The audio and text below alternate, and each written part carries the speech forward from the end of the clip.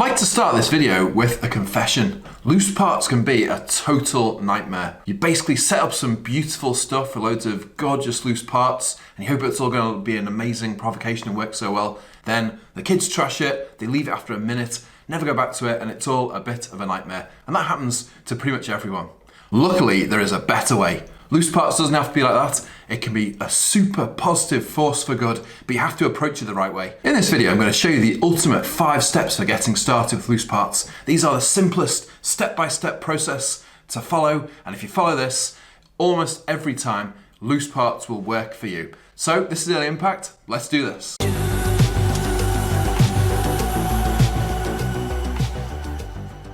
Hi guys, my name is Martin Williams, and what is a loose part? Well, a loose part is any object that has no predetermined use, and it doesn't have to be played with in one particular way. For example, the Kung Fu Panda toy. This is not a loose part, because this is definitely, it's a Kung Fu Panda, and it's meant to be played with as one.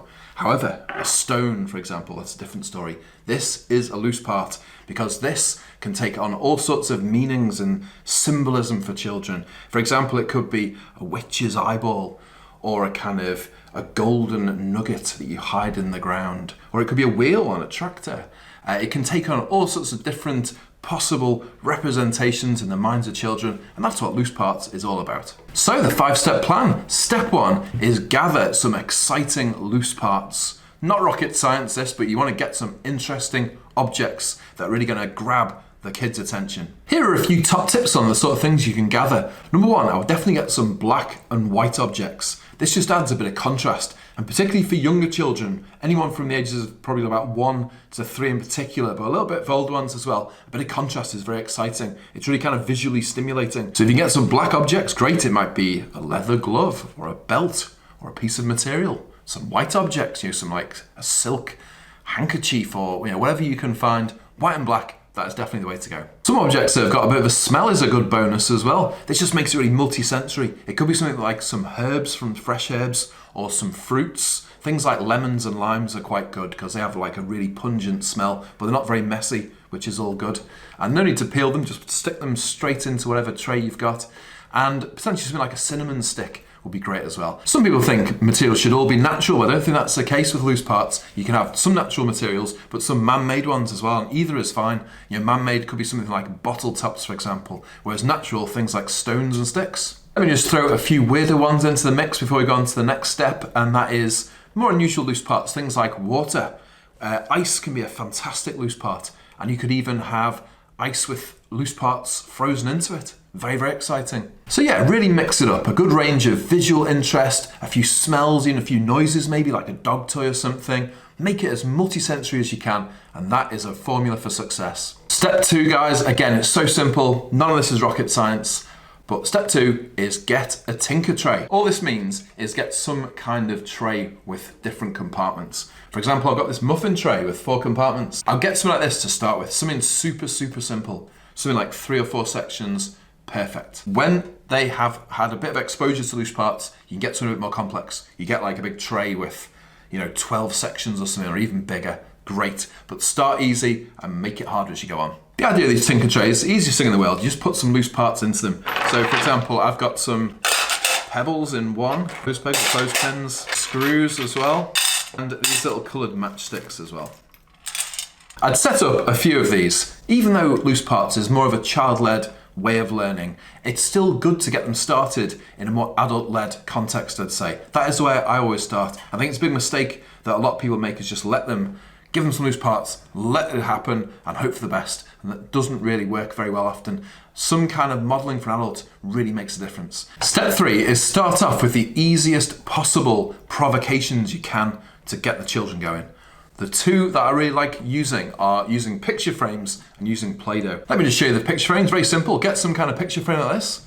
And this is just going to be a kind of structure that the kids are going to make a picture in. They get some loose parts and they're just going to try and make some random picture. If you do it with the very young ones, it might not look like anything at all, but just making it might be a face, for example. But at least they are using objects in a kind of transient art kind of way. A great way to start with loose parts. Another really simple one for them to get their head around is using Play-Doh and making Play-Doh loose parts models. For example, you can make, I don't know, a hedgehog. Let's do some spikes sticking out the hedgehog, for example. Or you can make an alien. Or, you know, you can make a boat, whatever, or it could be nothing. It could just be like a lump of random loose parts stuck in a load of dough. Whatever it is, it just seems to be a good way of getting them into it and starting to understand what loose parts is for. If you're liking these ideas so far, guys, then please just do dink that like button. That really helps spread this video to a wider audience. So yes, a little dink that like button. Thank you so much. Right, on to step 4 out of 5, and we've really broken the back now of loose parts. We've got, really got to grips with it, we've set it up, got the children introduced to some simple provocations like the picture frames, and now it's time to expand a little bit when they kind of got used to it. So what I like to do is pick areas of your classroom that the children are interested in, and then put some loose parts there. For example, construction, often a very, very popular part of the room, where lots of children will spend a lot of time building things out of blocks. And just a simple tinker tray added to something like a block area can work wonders. They can really jazz up their creations. They can build a tower and then put some turrets on the tower or something.